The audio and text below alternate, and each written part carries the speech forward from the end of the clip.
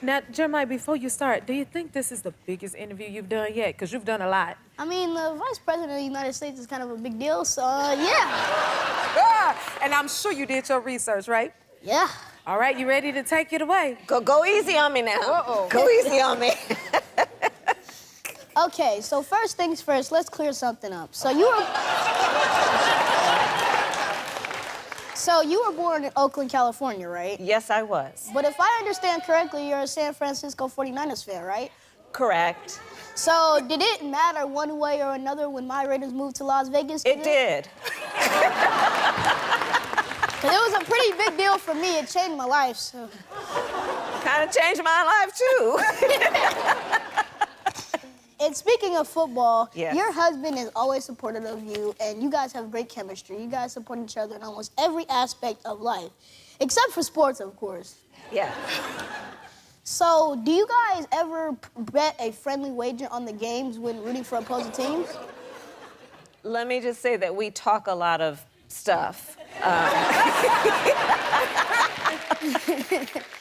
So, I was around 4 years old when I knew that I wanted to be a journalist. At what age did you fall in love with the law and politics?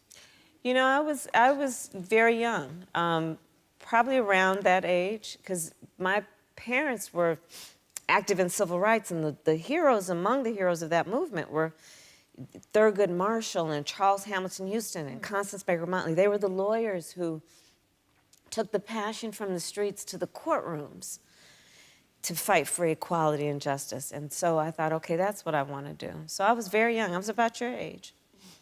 So I'm 10 years old, and my parents always tell me that if I stay focused, work hard, and follow my passion, I can do whatever I want to do in life. Yes. So knowing all of the knowledge that you know now, what would you say to your 10-year-old self about pursuing your dreams?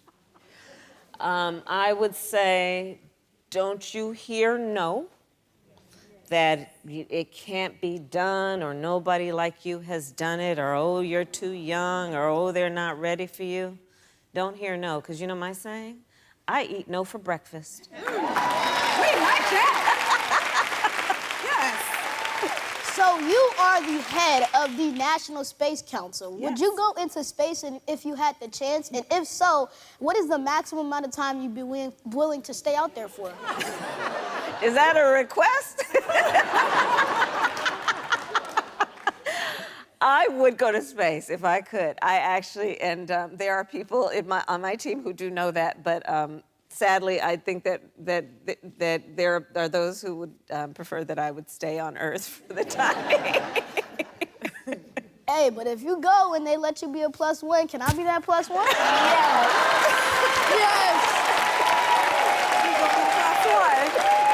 Okay, I only have 2 more questions left. Okay. So, what would you say to the American people with all of this misinformation and controversies going on about rigged elections? What would you say to the American people out there that are not planning on going to the polls next year because they believe their vote doesn't count? Jeremiah, that is such a good topic to raise. I knew who to call. That is such a good topic to raise. Your vote is your voice, and it's the way that we uphold our system of democracy, which is very special, but it's fragile. It will only be as strong as our willingness to fight for it. You hear that?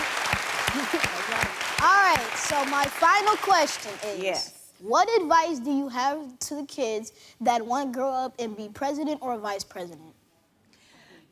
Follow your passion, because all said and done, if you are fortunate enough, you're gonna work very hard, and when you do the work that you enjoy doing, you do it well, and all the other things come.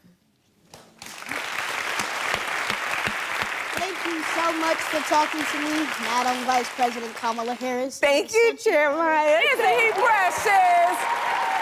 Aww. If you like this video, smash that like button and subscribe to the Jennifer Hudson Show YouTube channel. Check your local listings or visit jenniferhudsonshow.com to see when you can watch full episodes in your area. And don't forget to sign up for the newsletter.